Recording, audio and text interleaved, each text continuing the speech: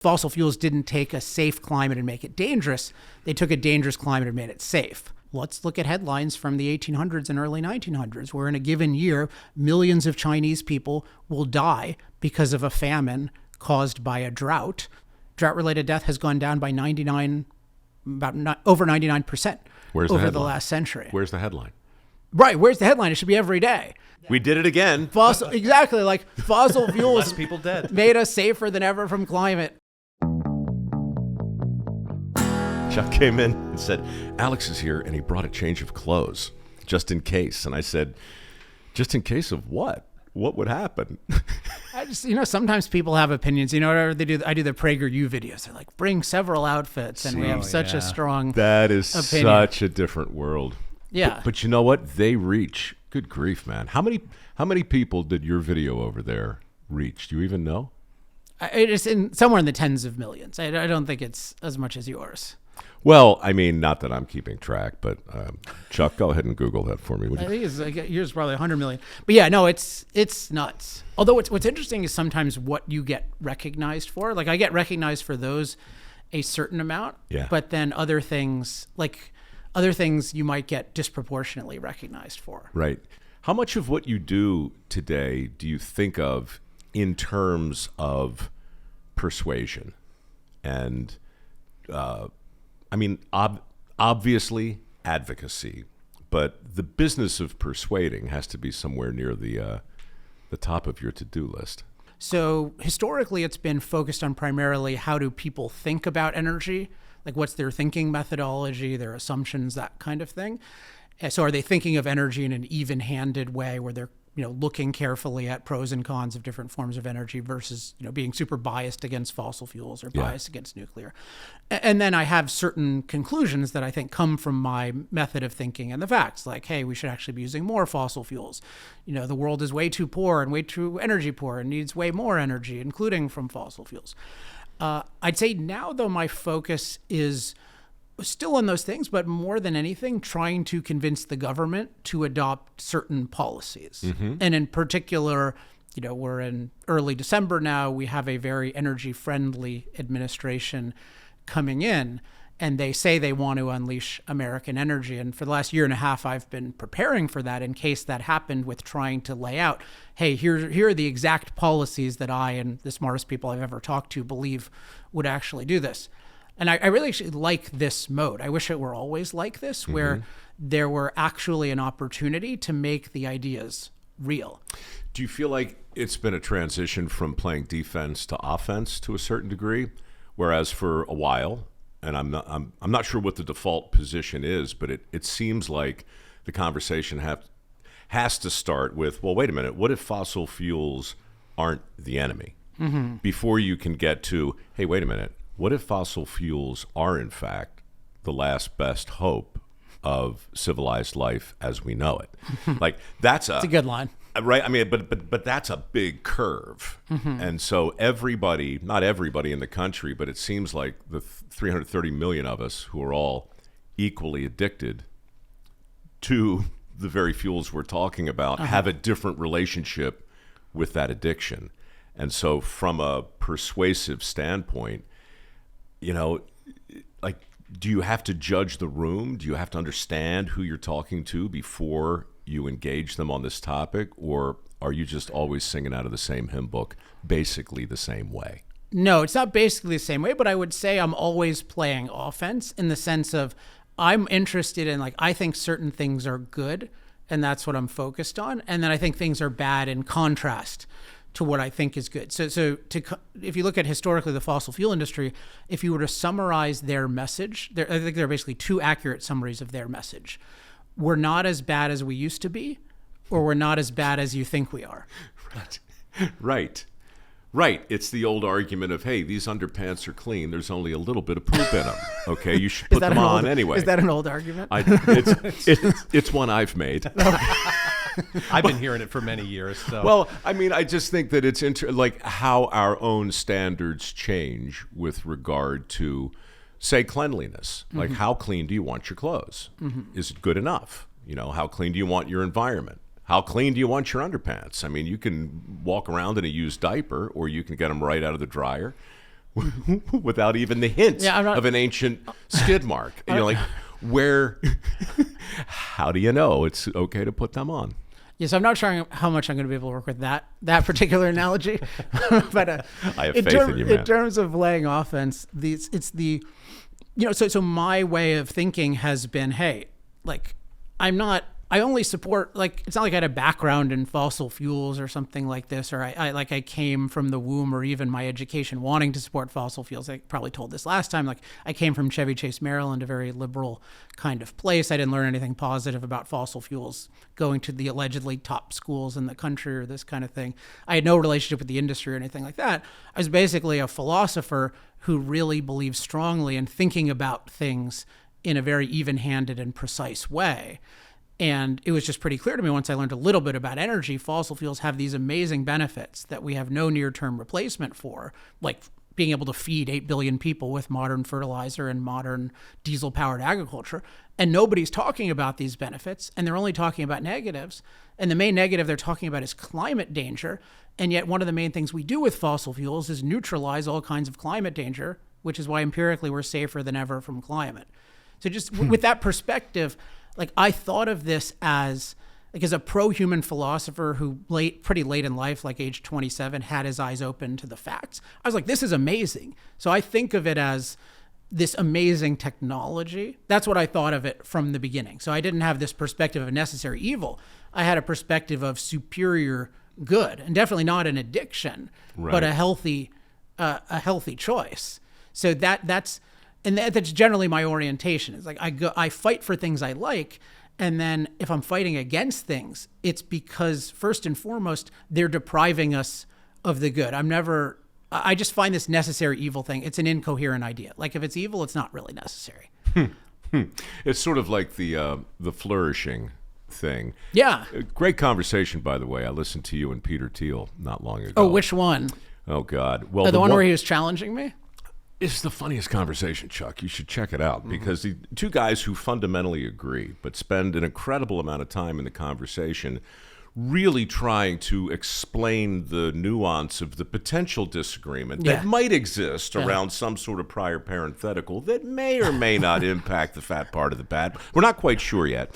But like two big brains really trying to drill down, and listening to it just reminded me of how important language is, the words that we choose, in not just specific technical words, but back to the persuasion thing.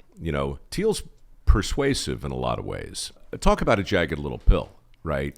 Like, how to get, I'll pay you $100,000 not to go to college, right? That was such a great example of one of the points he was trying to make to you, which was sometimes, when big brains get bogged down with the wonkiness of an idea, we forget to just frickin' do it. Yeah. Just do a thing that might result in the need for forgiveness instead of permission. But do the thing. You have to make some kind of gesture to cut through all the clutter. Yeah. I just thought that was a really interesting exchange you guys had. Yeah, so I think it's called, like, Peter Thiel challenges Alex Epstein. And it came out because we would have these dinners, and he's like, I disagree with you on, like, I don't like the concept of human flourishing. And we were already, I think, 3 hours in to this dinner and needed to go to bed. So I'm like, let's just do a show on this. Let's just have it out. Because he is, he's been very generous in supporting both my books. He did both my book launches. He's been very praising and promoting the book. This is a guy who's very generous to me, very helpful to me. But I thought it'd be really interesting to see, we also, probably at least half the time we talk, we're arguing about something, which I find interesting. And so I thought people would find that interesting. And I want to see, like, I want somebody smart to challenge me. My whole issue is I don't like that Voltaire thing about, God grant me one prayer, make my enemies ridiculous. I find it very annoying my enemies are ridiculous. Right. And I would like some better enemies. Well, this is the point I was trying to get to. I'm weary of people who are so clearly on opposite sides just stripping down and having a tickle fight, right? I mean, it's just like, God, there's no, like, we're never going to get to some sort of détente when there's that much distance, at least not in the course of a single conversation. You guys fundamentally agree, I think. Yeah, on a lot of stuff, for on sure. the big stuff. But talk about this weird relationship with flourishing, and I wasn't quite sure what to take from it, because on its face it seems like such a nice thing, but unintended consequences, I guess, and applying it to the masses.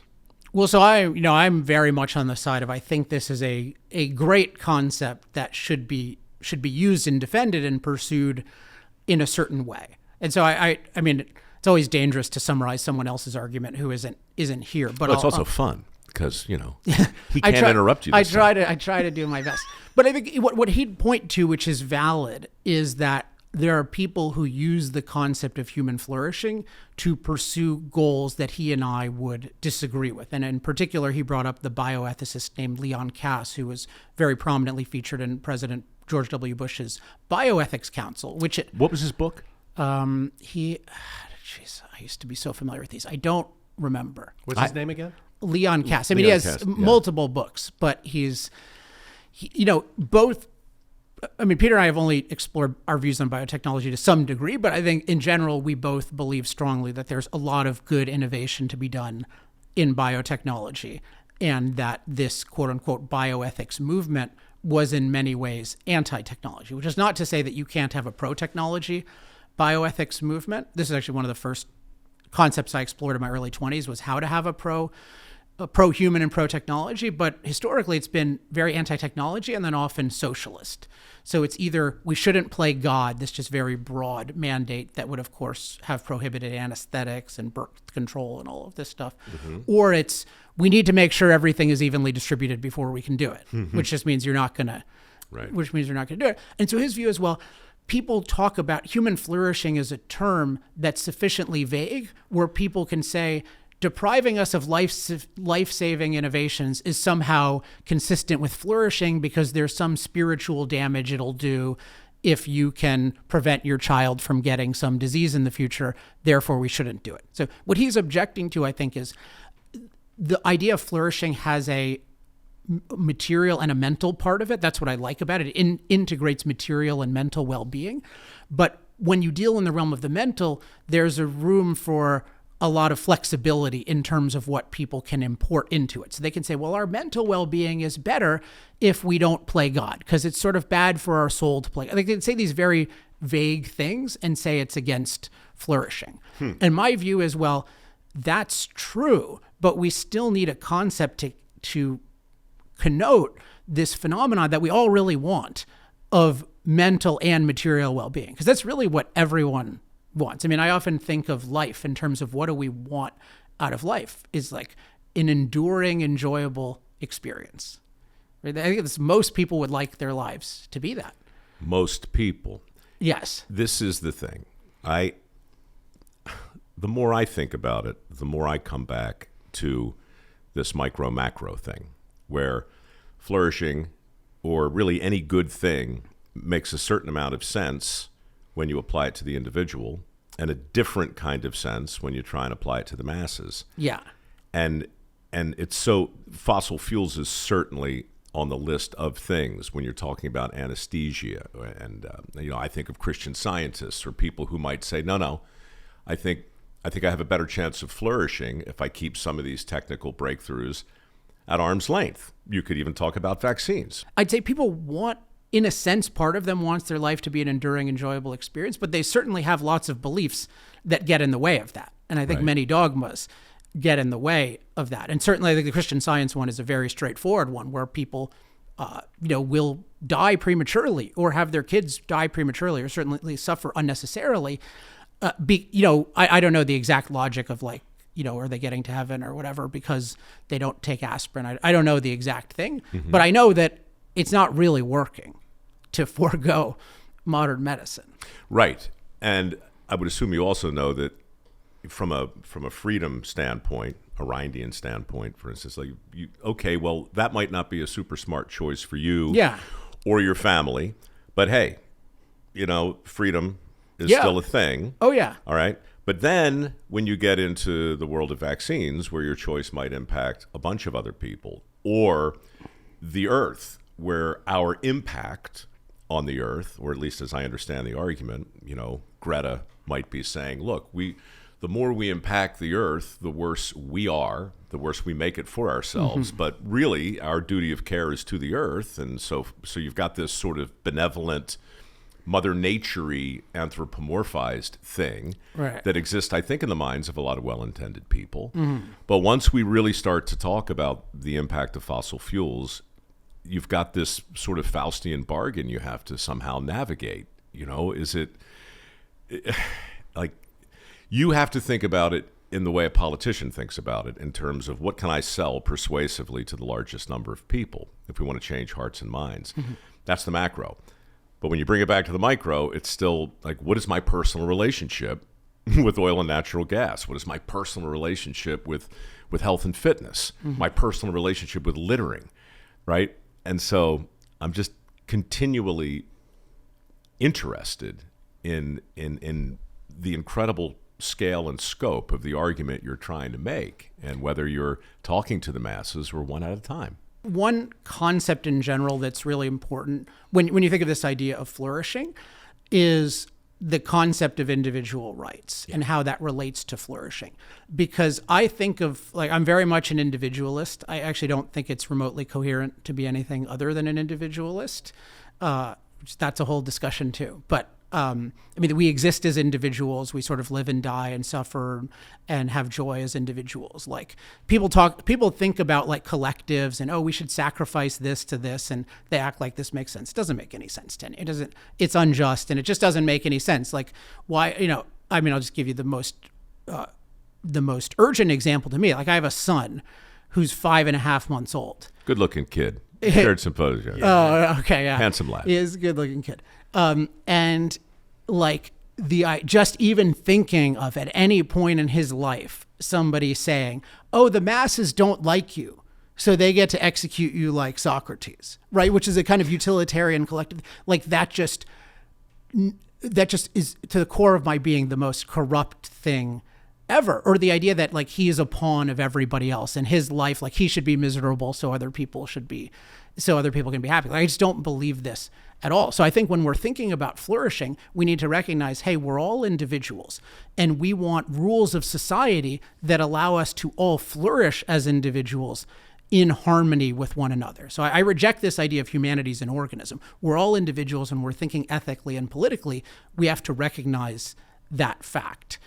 And so the concept of individual rights is crucial, because it basically says, how do you define the sphere of action that individuals can take to take the actions they need to flourish without interfering with others? And this solves a lot of the supposed collective problems, like in terms of, polluting somebody's land, right? It's like, well, you say you flourish by having a hog farm that pollutes on my land. Well, that's interfering with my freedom to pursue my life and to flourish. And then there are harder examples like air pollution, right? But even there you can say, hey, we can study it, and there's a certain amount of air pollution that's fine, that's benign, and there's a certain amount that aggregates and it's unhealthy. And we need to basically figure out at any given time, what's the level that's sort of healthiest, but also consistent with us flourishing in all the other ways. So you take I use this example in Fossil Future, like coal industry in the 1800s, right? Or let's just take the invention of fire, right? Fire has side effects.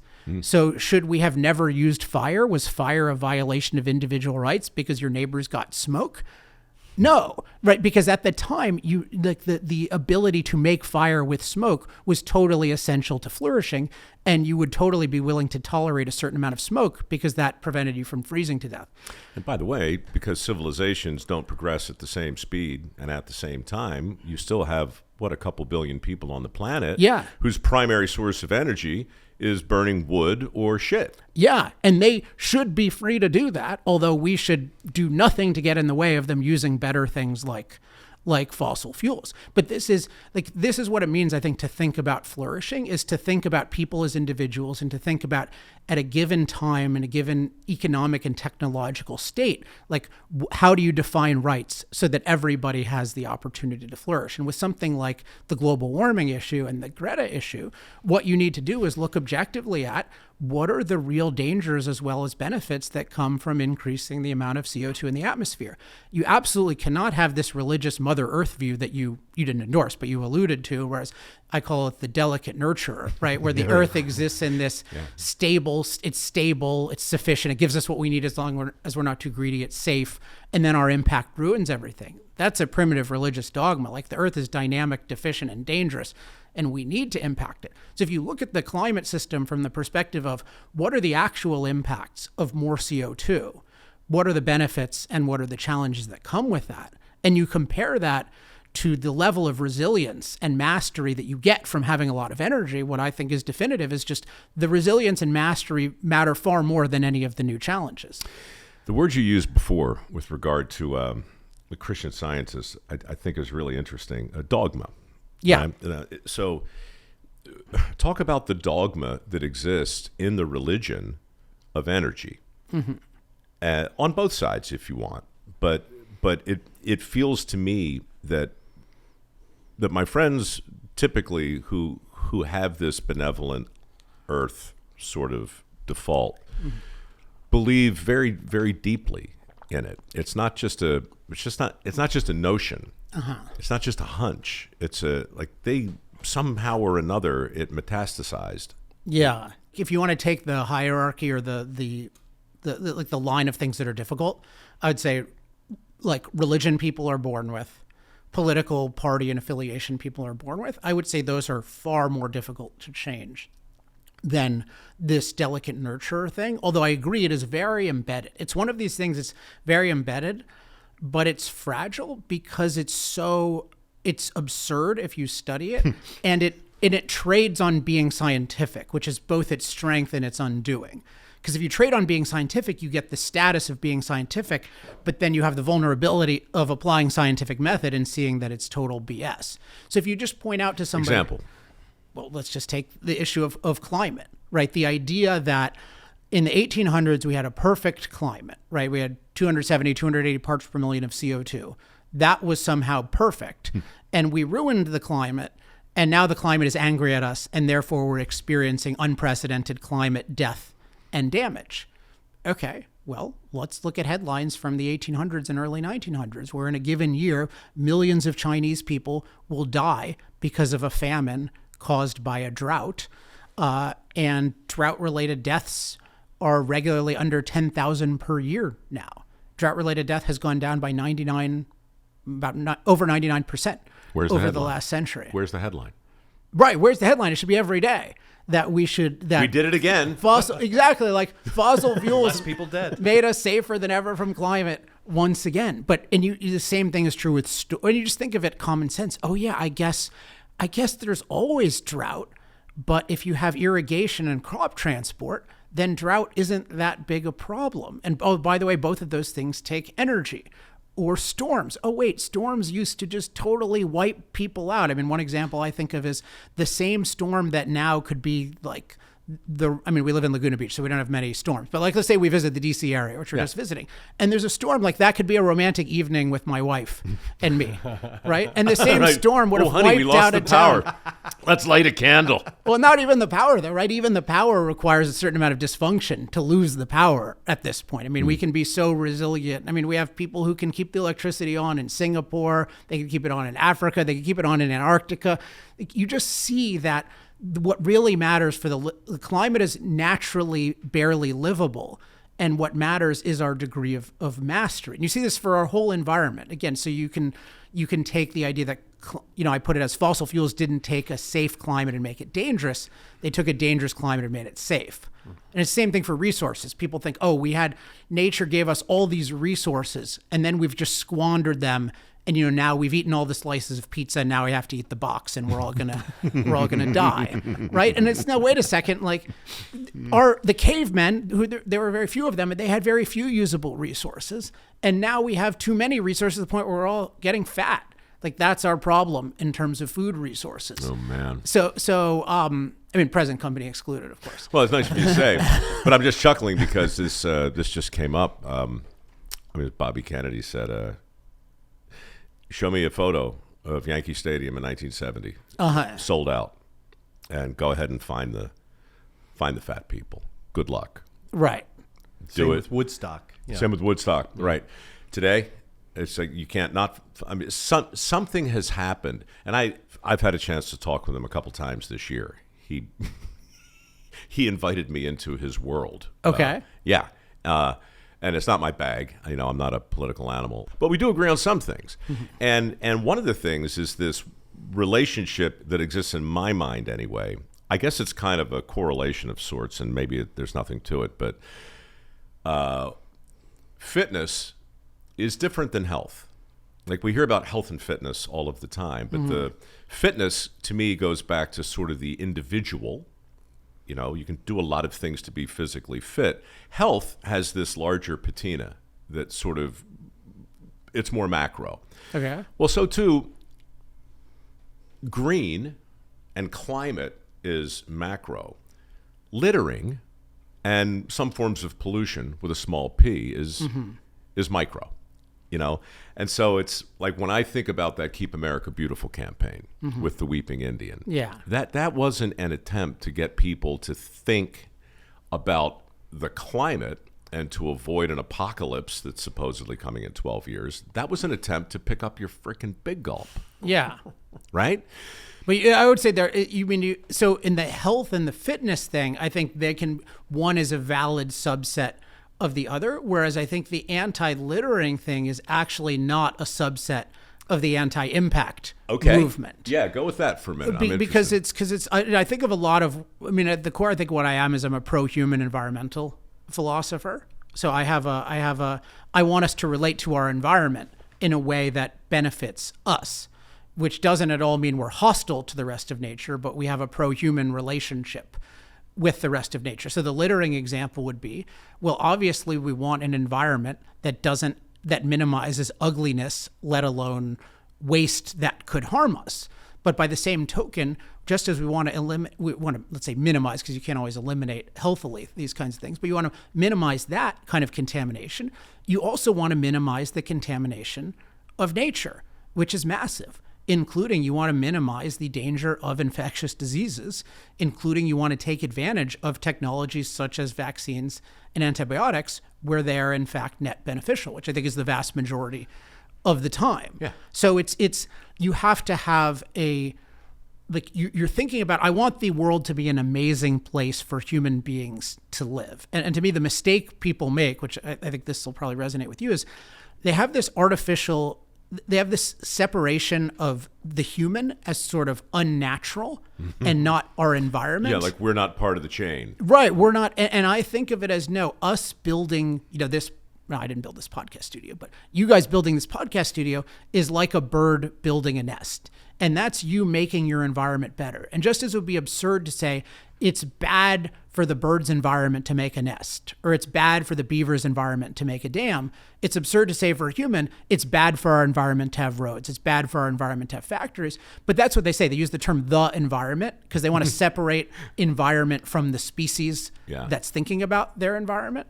And I never use the environment. I always use our environment because I'm stressing whether it's a factory or a beautiful ocean, it's all there for us to enjoy. That's what that's how we should, not that somebody gave it to us, but that's how we should think of it. Just as a lion thinks of its environment as like it wants a lot of, I was in, for our honeymoon, I was in Tanzania and Uganda. And like the lion wants, like a good environment for a lion is the Great Migration, right? Where it can just be lazy and eat all these wildebeest and just hang out all day. And a good environment for us is one where we've industrialized production, so we can just make all these amazing machines that do 70 times more physical work than we do, and we can just sort of use our minds and have fun. So I think of it all as this is all part of having a good environment. And so I oppose littering for the same reason that I like making this podcast studio, for the same reason I like going into the ocean. And I think most people they have the separation of there's like nature stuff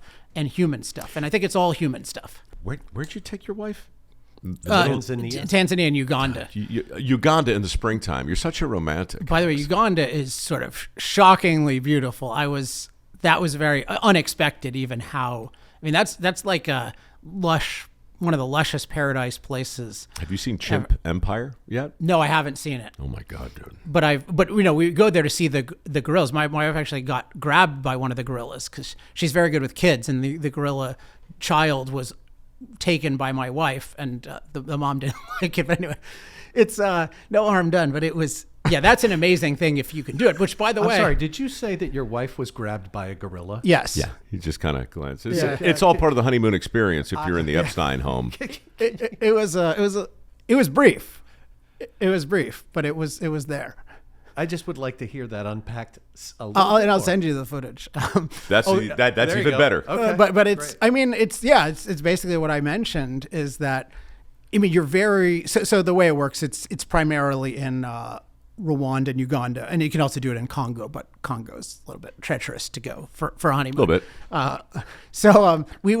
I mean, that's a fascinating place, by the way, in terms of like the most amazing environment if you have the right kind of civilization versus a terrorizing environment if you don't. But like in terms of resources, raw materials, scenery, like that could be one of the greatest They got places everything. on earth, and it is not one of the greatest places on earth. So Uganda does not have an ideal government at all, but it's a much better government, and so we were able to visit there safely. And yeah, you go visit these gorillas, and you're generally told to keep maybe 10 feet away from them. So you're very, very close to them. But of course you don't control them. It's not like there's no glass. So yeah, my wife was just staring at this little child. Don't stare. Yeah, I think she thinks it was worth.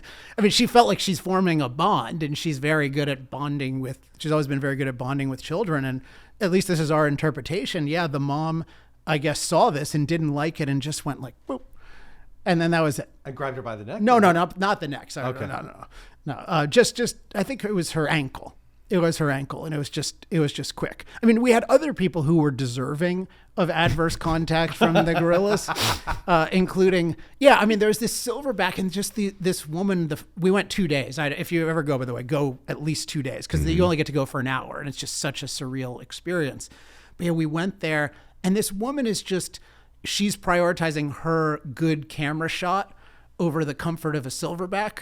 Oh, which dear. I don't That think doesn't is end well. Yeah, and so I believe it was a silverback just sort of brushed right past her and bumped her out of the way. So fortunately, these gorillas are very used to humans, so the downside risk is pretty low. But I don't know why you would play with it. Also, it's there. You know, you want to be nice to them. I mean, you want to see them on their own. So that was our experience. Well, I mean, good for you, man. That is not sandals for the honeymoon. That is a whole different deal. I mean, I assume you've done this. I don't think there's any vacation that compares to safaris, and it's. No. And by the way, this is another reason why there's this harmony of the industrial pro-human society and the enjoyment of nature. Like people who are poor don't get to enjoy nature. They certainly don't get to enjoy the incredible diversity of nature. And so people would say even like, oh, you're talking about going to safari. Like you have to be rich to do that. That's an elitist thing. Yeah, I want everyone to be rich though. Yeah. So I'm not just trying to keep it to people who like sell a lot of books and give a lot of speeches and can afford to go there. Like the cheaper energy it's really an energy problem ultimately. Like the cheaper energy gets, the cheaper it is to travel, the cheaper it is to have accommodations there. Like ultimately we want a world where not only people in those places can be wealthy, but we can just sort of traipse around the world super cheaply because we just have all these amazing machines and energy costs 1/10 or 100th as much, that's going to have to be nuclear, which is another reason to be pro-nuclear. When you have all this abundance and safety and opportunity as the given, it can feel you're the worst kind of conservative because you feel like, everything that I like about this world is natural, and everything I don't like, or I imagine I don't like the changing climate that I'm afraid of, even though I don't really have a sense of it, what's going on. Like, I don't like that. But people's view of the delicate nurturer is really the delicate nurturer that is civilization. Like, that's what they really are counting on. That's what look, well-intended people can be equally passionate and certain about one of two things. They can be passionate and certain that their mission is to save the earth, because without it we have nothing, or they can be urgent and passionate about getting an industrial revolution to the 3 billion people who haven't had one yet, thereby increasing everybody's odds for a different level of flourishing. But again, it's just back to what's the price? What is going to happen to the earth if we It'll get better. So I think of that second one as improving the earth. Like they want to save the earth from human beings. I want to keep improving the earth for human beings. Yeah. So I don't think of it as, they're not saving anything. They're just regressing. I mean, they're not. It's such a perverse view because, I mean, people hold it innocently, but ultimately the view that human impact is a bad thing to be eliminated, that's one of the most evil views ever. It's intrinsically wrong for us to change the earth. It's just as if there's a commandment, thou shalt not impact the earth. And it's so evil because it singles out humans as a uniquely evil source of impact. Like they're not against beaver impact or bear impact or lion impact. And they don't even seem to care that much when sort of inanimate nature like climate and storms and stuff ruin things. Their sole focus is human impact. So if you saw a creature like this, but instead of being against human impact, they were against bear impact, you would think this is a perverse person. Like you have it out for the bears. Like your whole goal in like, I'm an anti-bearist, right? And they're like, they want to like, I don't like the way that bears are impacting the forest, and I don't like the way they move around. And obviously, this person wants to kill all the bears, right? If they're against bear impact, that means if you're against impact, you're against the thing. And you think like, why do you have this bear? I don't know the right thing, but bearanthropy, right? I'm making up a term, right? No, it wouldn't be bearanthropy. Misbear. Okay, I can't. You know what I mean? Like the equivalent of misanthrope. A misanthrope or a misogynist. But they're a barogynist. You got yourself a barogynist. So somebody's right gonna in the comments put a much better version of this because I never came up with this. Count on it. I need to come up with it. But so I'll be grateful to that person. But the bearist equivalent of the misanthrope you'd think was insane, and yet we think it's normal to hate the impact of our own species. And It's not about loving anything else. I was on Jordan Peterson's podcast, and we had a long discussion about this because he was thinking of it, I think, more as the Greens just want the earth to be green. But then he pointed out, wait a second, why don't they like it that CO2 has made the earth a lot greener? And my point is they're not about a green earth. They're about a dehumanized earth. And if earth on its own becomes greener, they're okay with that. But if dehumanizing earth makes the earth browner, they're thrilled with that too. So it's really the brown movement because they're against human life, which makes the earth a lot greener. So this is weird, dude. I did a special, an unauthorized dirty job special, probably 10 years ago. Who authorizes or unauthorizes dirty jobs besides you? Well, there's this network I work for, and they had many, many chiefs. And, I see. And the show was just kind of running on its own and doing very well, and nobody gave us much trouble. And then we started doing these specials where we would look back, and maybe, we started with, let's take a look at all the crazy high places and then the claustrophobic places. Let's take a look at families with dirty jobs, dirty DNA, I call that one. Let's take a look at the unintended consequences of homeostatic risk and compensatory risk in our brains that are affected by safety protocols. And I call that safety third, where I made the case that complacency is often an unintended consequence of a safety first approach to life, which creates in people's minds this idea that somebody cares more about them than they do, right? So all of these, so like I'm like weighing in on stuff way out of my pay grade, but I'm using dirty jobs experiences to cobble together specials that make these philosophically adjacent big ideas. It gives them some credence. And I start to make my case from the dirt on these ideas. My favorite one was called Brown Before Green. And I used a pig farmer who actually said that to me. He went on a rant. This is Bob Combs in Vegas. He's like, what's with green, man? I mean, why green? It's such a stupid color. I'm like, what do you mean?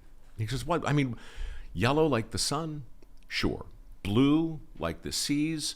Right. But green? The color of rot? Gangrene? The color of money? The color of envy? Well, money is good. Like, but I guess it's not even real money. Gold is real money. Yeah, right. But we started to riff, and he's like, hilarious. look, every single thing that's green grows from something brown. Brown is primal. Brown is the earth. Brown is where you start. So suddenly I'm doing an environmental special on dirty jobs called Brown Before Green, where I'm basically looking at farmers who are getting a lot of grief for doing things that run afoul of the greenies, but in fact are rooted in good, solid conservation on a real simple individual level. Okay, what the heck have you done here, man? What is this thing you've put together? And why'd you do it? So this thing is, and it'll be public. Well, by the time people see this, hopefully it'll be public. It's just called the Energy Freedom Platform. Mm-hmm. And maybe the best way to think of this is ultimately, in order for all these good things to happen in energy. So I'm saying fossil fuels are good, nuclear is good, and really any form of energy that's cost effective is good. Ultimately, what has to happen is we need the government to have policies that allow, the kinds of people you study, all these heroic industrialists that I think of as heroic. Like, ultimately, we just need government policies that allow them to do what they do best and to figure like it who? out.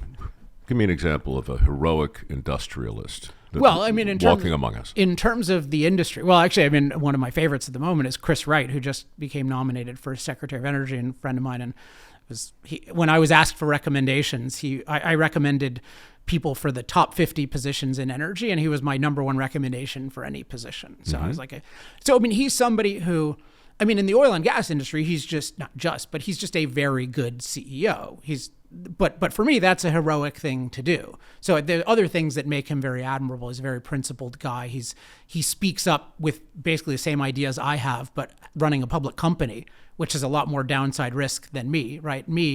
I get frowns and criticisms on social media and sell a lot of books. Like, people think it's hard being me. It's not hard. As long as you don't have an insane desire to be liked by idiots, it's very easy to be me.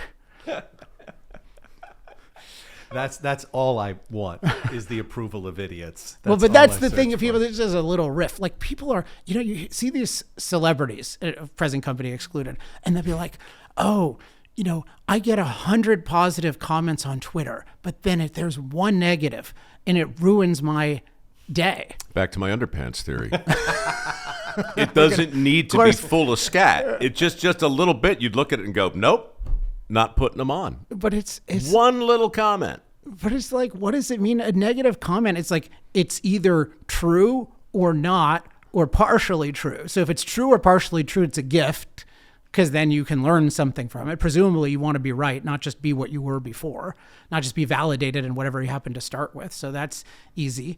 If you're a remotely responsible human being, that like, you should want to know the truth and advocate the truth. So somebody points out mistakes, which certainly happened with me before, and they're right, that's a gift. And then if they're wrong though, and they, like, who cares? So I really think of it as if a 4-year-old makes fun of me for not believing in Santa Claus. Mm-hmm. Like, when somebody says something like, you're a climate change denier, or you're a shill for the fossil fuel, like anything that's just absurdly false and I know it's false.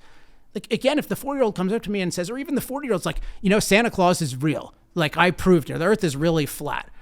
Like, it doesn't register. So again, it's actually very easy to be an advocate. Like, as long as you are persuasive enough to find a bunch of people who like your ideas, it's a very easy life being an advocate of controversial ideas. And I want to give people the memo on this, because I want more people to have the quote unquote courage to advocate controversial ideas, which I don't think takes all that much courage. The quality, I think, that you're talking around, I think it was Gladwell who wrote about it. It's disagreeability or disagreeableness.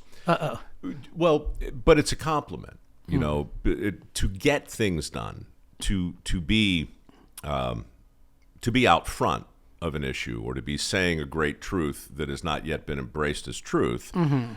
Requires you to be okay with people disagreeing with you. Mm-hmm. Whether they do it politely or not is neither here nor there.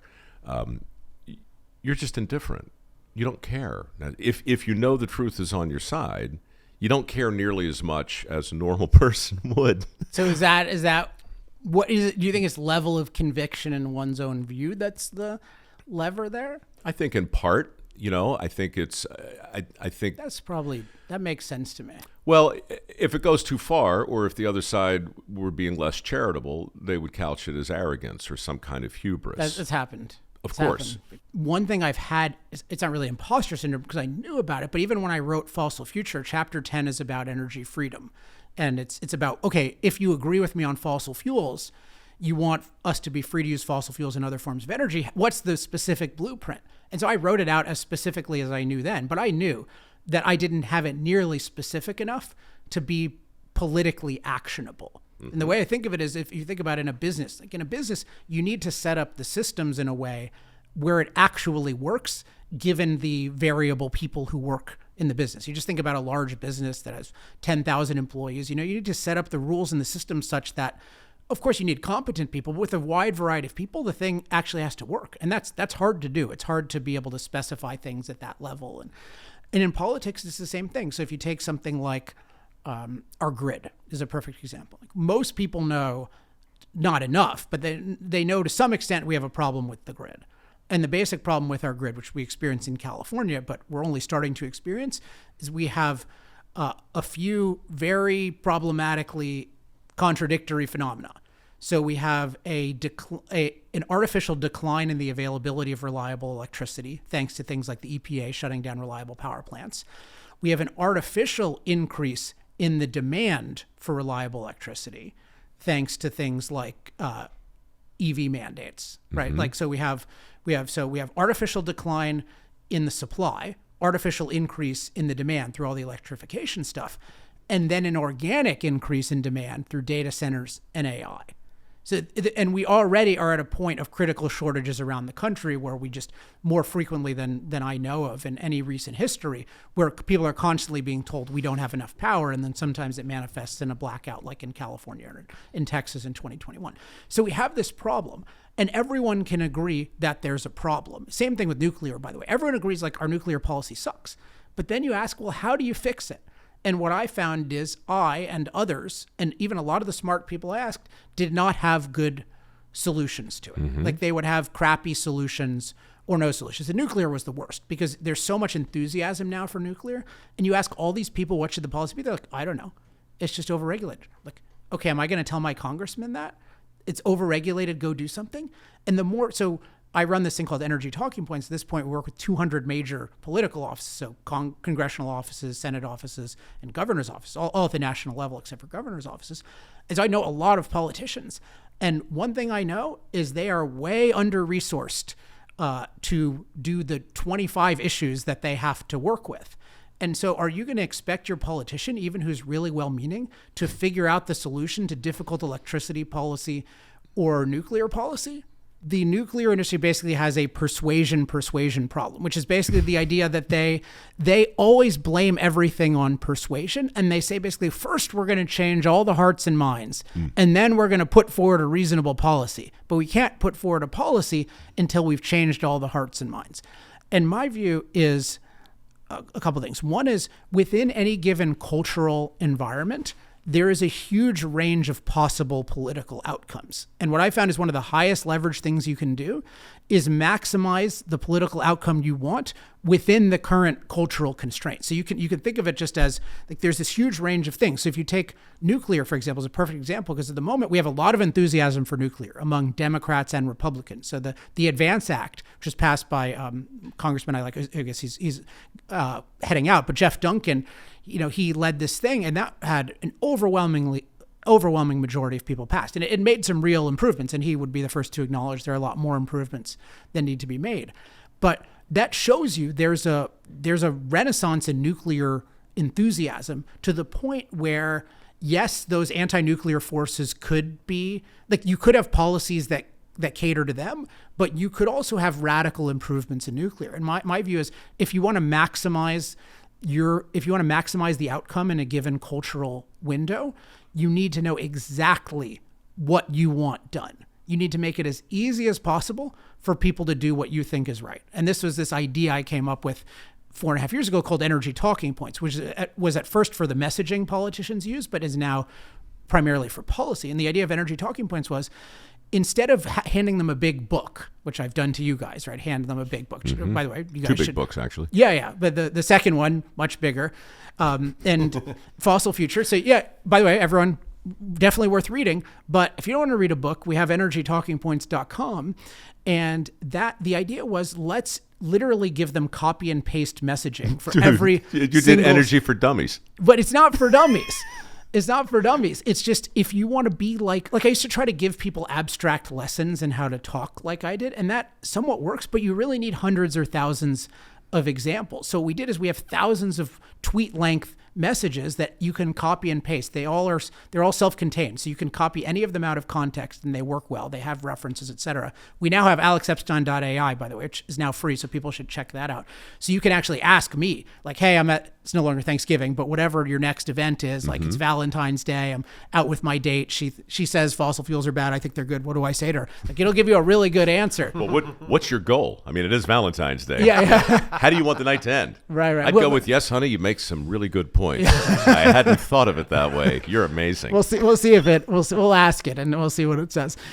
But the idea was, let's make it really easy for politicians to say the truth about energy. And you saw in the Republican campaign, different people talking about things like 98% decline in climate-related disaster deaths. Well, that's partially because we just plastered that all over the place. It wasn't just in a book. It's copied and pasted on my Twitter and on energytalkingpoints.com, et cetera. So the same thing I figured is, let's do that for policy. Let's make it really easy for politicians to do what we think are the right policies. So with nuclear, the first thing is, let's work out what is the right policy and then make it really easy to explain. And if necessary, I mean, we hire a lot of lawyers, like we'll draft legislation for people. The Green New Deal people were really good at that, right? They had all this stuff ready-made for Biden. Right. The second he came in. So that's what you want to do. If you think you're right, figure out exactly what policy you advocate and make it easy for people to be your ally. Is there a role for the thing Teal was talking about, where sometimes you just have to do it? Yes. Like just put a little get some big brain freak and put a little nuclear reactor in your backyard and just start doing it. Well, that was at the end of that interview, and that thing still bugs me because I know he's right, and I haven't thought of enough good instances of it, because he talks about the Uber example, right, where they just did it. Oh, right, as opposed to first reaching out to all the taxi cab drivers to see what they think. Right, exactly. Let's do it. Let's workshop it. But I mean, one thing that we're even advocating in terms of our nuclear policy is, hey, let's devote. Let's have certain parcels of DOE land, which we have all this DOE land. Let's really make them experimentation zones for all of these different technologies and do a lot of the performance testing there. So if there's a lot of details in how performance testing works, but you just basically want to validate anything you possibly can validate on government land without a lot of restrictions, versus saying, oh, we have to validate it on the site. We have to validate it with the first unit that we're building on the site. So it's one of many things where that would seem to apply here. But with nuclear, like 9 or 10 things that you really need to do to really unleash it.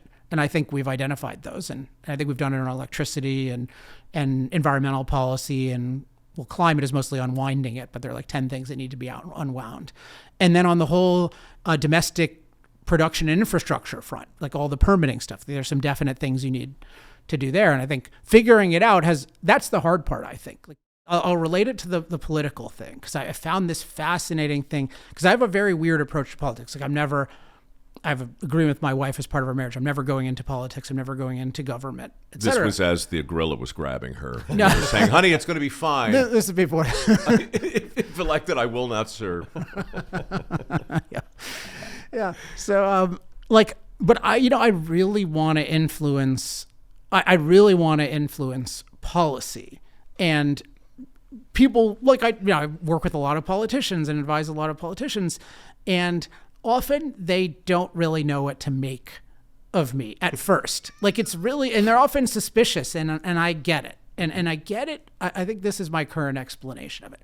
I think because let's not say most people, but some people, particularly when it comes to political motivations, they profess a self-sacrificial motivation that is phony in some way to mask a motivation that they think of as self-interested. And I have a motivation that I think is healthily self-interested. Why do I want to change policy? Well, part of it is I really like the work of it. Like, I'm just the process I enjoy is thinking about difficult problems that I think will make an impact. And so policy, it's weird. Like I become obsessed with it. I never expected to be because I kind of hated politics as a kid, but I love this problem solving of figuring out how do you actually get nuclear policy so it'll actually work, so people are actually safe and we actually have nuclear progress. Or how do you fix the grid? Like how do you handle things like solar and wind that are intermittent and that could be useful under certain circumstances, but if you don't account for their intermittency, are going to totally blow up the grid. Like, there are all these really difficult things. And for me, it's an enjoyable way to spend time to think about those things. But also I need to feel like I'm actually creating value because I'm charging people money in one way or another. Either they're listening to my speeches or, we have a lot of donors for the energy talking points. I mean, it's millions of dollars a year. Like lots of smart people pay for this. So mostly for me to hire these smart people, but they need to be getting value. We all need to be getting value. So it's like, I want to have a process that I enjoy, but a purpose that I believe in and that's legitimately benefiting the customers. So it's like, but for me, it's fun to do. And people call this like happy warrior. I don't even think of it as a warrior, but it's like, for me, it's enjoyable to work with really smart people, to solve interesting problems, to have effects in the world that I think are hugely value creating, and then to make a good living doing it. Like for me, that's my 4 P's of career, like process, purpose, people, and profit. Like, and so when I get excited about like, hey, if the new administration is interested in the electricity policy I came up with, for me, the excitement is seeing my creation manifest. It's like seeing something I worked on actually work, just like an inventor sees his invention work. But I think a lot of people, for them, what they think would be thrilling is to be like given public credit for it or to have a position like the Secretary of Energy or something like this. And for me, that just doesn't seem too exciting because it's like the credit, it goes back to the kid with Santa Claus, right? Like if the 4-year-old who believes in Santa Claus thinks I'm the greatest person in the world or the worst person in the world, he doesn't know anything. Mm-hmm. And like for me, what determines whether my work is good is whether it has effects in the world and whether I believe those effects are good. It's not whether anyone, including the President of the United States, says I'm good or not. Like that ultimately, I don't think that determines reality, what somebody else says. So to get elected to be a position, like it's good if it allows you to do the work that you want to do, but I just don't have it just doesn't appeal to me in a very selfish way. It doesn't appeal to me because I just think of it as approval, and like approval isn't that great. I've been thinking a lot about that too, because on the one hand, I know the futility of trying to boil the ocean. Mm-hmm. On the other hand, my foundation is really in the business of trying to change the idea that a 4-year degree is the best path for the most people. Yeah. And that's a big thing. It's a big swing.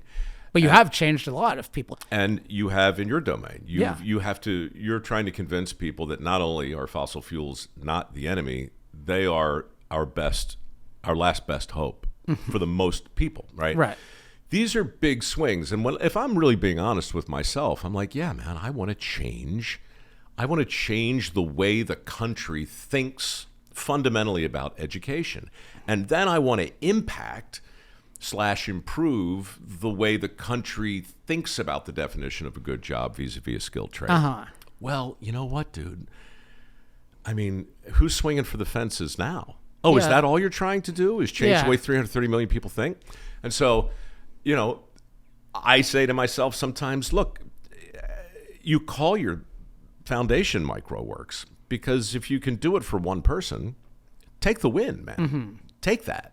And then 2, and then maybe 3, but careful because before you know it, you're talking about these big giant ideas. And look, I envy that. I don't know that I have it in me. This issue of people who say they want to change the world, it is a very suspect in many ways. Because you have to think about it's different to say, like the way I think of it is I want to, ultimately I think the ultimate thing is like establish energy freedom or advance energy freedom is the best thing. Like I want to do work that creates more freedom for people to produce and consume energy. Like that's my job. But I don't think of it as like I'm ever going to reach this final heavenly ideal. Like I've either like changed the whole world or I've done nothing. And like I want to do more because that's part of just having goals and part of the process of achievement and enjoying things is that you figure out new things. And so part of the thing is, yeah, I know a lot more about energy policy than I did 2 years ago. And in 2 years, I want to know a lot more, and I want to know a lot more about influence, but it's always sort of the same thing. It's like, it's the work involves setting, it's like the process, this is true of life too. I think the process of life involves, and a happy life involves setting new goals, but you're not living for the goal, right? It's not just like, oh, this is what happens to the Olympians, right? They think of it, they're living for the goal, and then they get the goal, they get a gold medal, and then their life totally falls apart. Versus, I don't think there's any milestone I'm going to hit where I've made it. Like, I'm already there. Why people find this weird, because when I come in and like, they can tell that I want to have a lot of impact and that I believe in stuff, but it's like, why are you doing this? And it's often, do you really want to be secretary of, do you like secretly want to be secretary of energy, or maybe president, or maybe just like make a boatload of money from the industry? And it's like, no, I really like what I'm doing now, and I really want to see it succeed. And for me, but I want to enjoy my life. That's part of it. I'm not claiming that I'm doing this so everyone else has energy and I'm miserable. Like, I'm not doing that at all. But that can be hard for people to relate to, I think, often because they pride themselves on saying, I'm just doing it for my country. Like, I'm not doing it for me. I'm doing it for everything else. But then they kind of know, but I really do like, I really do like being seen as high status. And I like people looking up to me, and I like having these titles. But then they have a sense there's something wrong with that. But what's really wrong with it is it's hollow, and it's not really self-interested. Again, you're just disagreeable, man. You're just that's my main lesson today. I mean, you're basically saying that in the end, the opinions of others, you get to assign whatever value to them you want. Yeah, they're for you to learn from, but they don't determine by themselves. They don't determine. I mean, my mental model is like, there's reality, there's Chuck, there's Mike, there's me. Like, we don't change besides the reality inside of us and what we create, but like, we don't change the laws of physics, right? We don't change whether there's a Santa Claus. It's our job to figure it out. And so if somebody says something about me that's true, then it's true. If it's not, it's not. But somebody saying Alex Epstein is the smartest guy in the world, or Alex Epstein is an idiot, like, neither of those really matters. I'm interested in intellectual persuasion. So trying to get people who expect to disagree with me to agree with controversial but true things. Like, that's my interest in persuasion.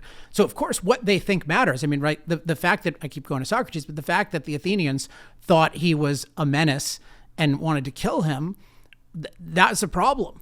And it's a problem for me that we have really crappy energy policy. And it's certainly a problem for me that, I mean, we're foisting that on the rest of the world to some extent, which I think is just super unjust. So I'm super interested in persuasion, but for me, it's, again, a lot of people interested in persuasion, or it's like, ultimately it's how to get people to like you or something. But I think in general, people in industries, this is a persuasion point, people in industries that are opposed by the public, so fossil fuel industry would be one, but chemical industry, plastics, et cetera, they have a very deep misconception. At least I think this, I want to run this by you.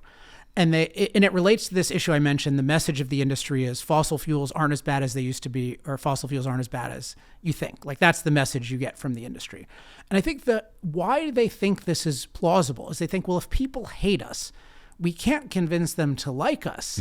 We can only convince them to hate us less. But I don't think that's true, because I think if you would acknowledge that you deserve to be hated just to a lesser degree, you create boredom and you create validation of the idea that you should be hated. You let somebody else set the table. Yeah. So versus if you say, well, fossil fuels are good, that's at least interesting, and it changes the frame. So I have 2 books, that sold pretty well, The Moral Case for Fossil Fuels and Fossil Future. What if they had been, the second one, Why Global Human Flourishing Requires More Oil, Coal, and Natural Gas, Not Less. So both of those are very positive and provocative titles. What if I had written 2 books called Fossil Fuels Aren't as Bad as You Think and Fossil Fuels Aren't as Bad as They Used to Be? Those underpants are clean enough. How would they, you got to keep going back to that one. How it's called a leitmotif. It's kind of what I do. How would those, you are the master. How would those sell? Like, nobody would be interested in the perspective at all. So this is where it's actually much more powerful and persuasive. If you think you have a good thing that people hate, say that you're good. Don't say that you're not that bad. I mean, you can see this. I mean, Donald Trump does this, right? He does, like, everyone says it's evil incarnate, and he says I'm great. That's a lot different from, oh yeah, I'm not as bad as you think. Right. That's exactly right. Okay. Where can people go to get this thing that has now just suddenly been made available? So the best place is just follow the Substack, alexepstein.substack.com, because that's where I will release it. Okay. alexepstein.substack.com. And then I mentioned resources for, your Valentine's Day dates and everything else, energytalkingpoints.com and alexepstein.ai. So those are resources. But if you subscribe to the Substack, you'll just get everything and it'll be delivered to your inbox. And now it'll be easy. I assume the AI is artificial insemination? Dope. Yes. Excellent. Yes. Only a matter of time. Yeah. So there's Does just the going to wife be, know about I'm going to this? be like that guy, or there's going to be lots of little Alex Epstein looking. Well, look, man, I'm so glad you're doing what you're doing. I still think there's a little stoic in you. You're pushing the rock up the hill, and you're doing it with great good humor and just the right amount of disagreeability, which I love. Awesome. All right, I'm going to tell my wife I'm disagreeable, and I learned it's a good thing. And give my regards to the gorillas. Thanks, folks. We'll talk at you next week. If you like what you heard, And even if you don't, won't you please, pretty please subscribe. Well, I hate to beg and I hate to plead, but please, pretty freaking please, please.